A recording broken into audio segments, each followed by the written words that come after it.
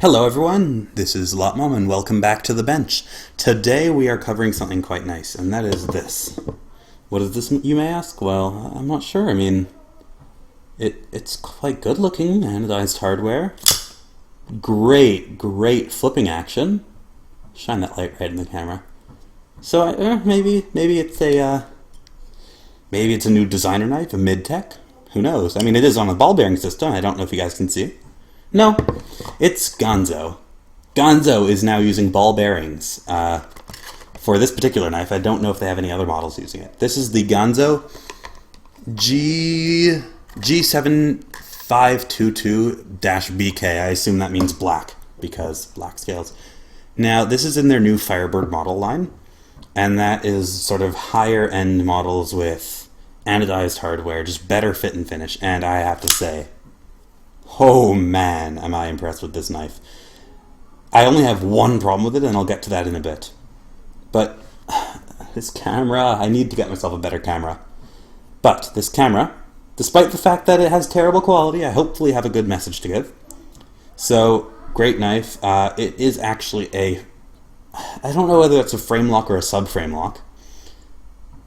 Whatever, either way, it locks up very solidly. No side-to-side play, no up and down play. Oh, actually, I can sort of force a bit of side-to-side play, but it's not...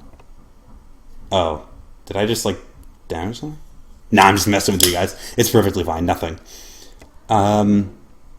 Clip, tip up or down carry on one side only. Sadly, it is not on this side. However, if you were good with milling tools and that kind of stuff, you could mill in another pocket for the clip in the metal, and it's easy to do that on G10, so you could quite easily modify this to be both sides. Now, onto the blade, Ganzo's signature blend 440C, which I'm always very impressed with, most probably their heat treat. And because it's a Firebird model, beautiful purple-blue anodized hardware. It's a gorgeous knife. Everything is stonewashed, which you can't tell because crappy camera. G10 backspacer with jimping. There is a little thumb ramp there with jimping. You can really... this knife is a nice knife to hold. It fills your hand nicely. And yet it's it's not that thick. Now, onto the... Not rant, what am I going to say? Onto the sort of next part is that... So you see this knife right here. Kershaw Skyline. For you Americans, what is this knife? $30? I think $40 maybe. Well, in Canada these go up to $80 just for the base Sandvik model. So this knife right here, just over $20 Canadian, which it was probably about equivalent to like 15 American. This knife, equivalent to almost 4 times that. This knife performs better in every way except for that one flaw I have in mind, and that is this lock here is stiff as a board. It is a big chunk of metal, so because of that, it is very hard to push. However, I'm going to see if I can modify that, and if I can, I will post a video of that. I'm curious, does it have like a detent track in the blade? I don't know. When I take this apart to clean it and get it all set up, I will check. But, oh man, this knife is smooth. And I don't know if you heard that, but, here. Oh wow, fail. That is the sound it makes when it locks up. Oh man. Thumb studs as well. Oh, that's really actually bruising up my thumb.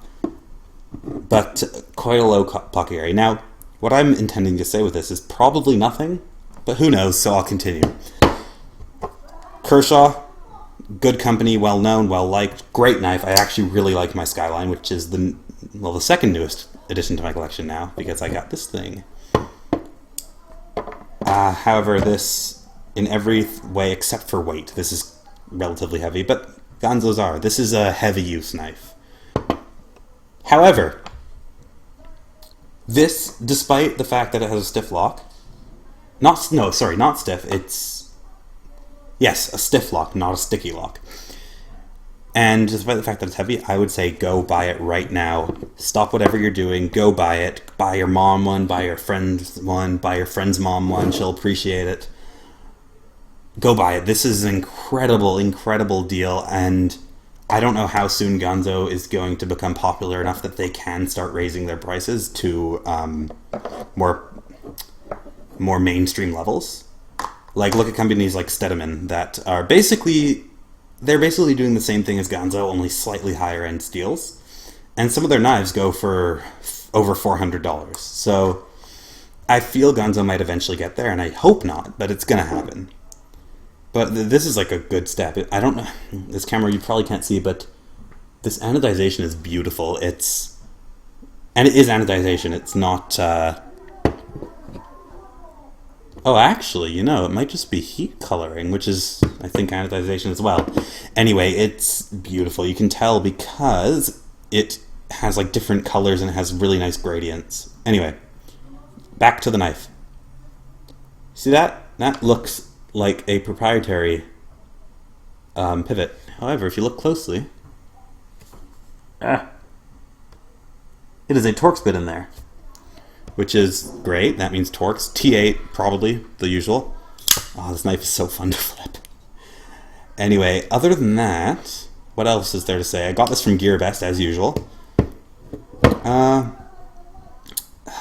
Oh yeah, yes. I have a question for you guys. 2 questions, actually. 1, so this blood groove, no, I know it's a fuller.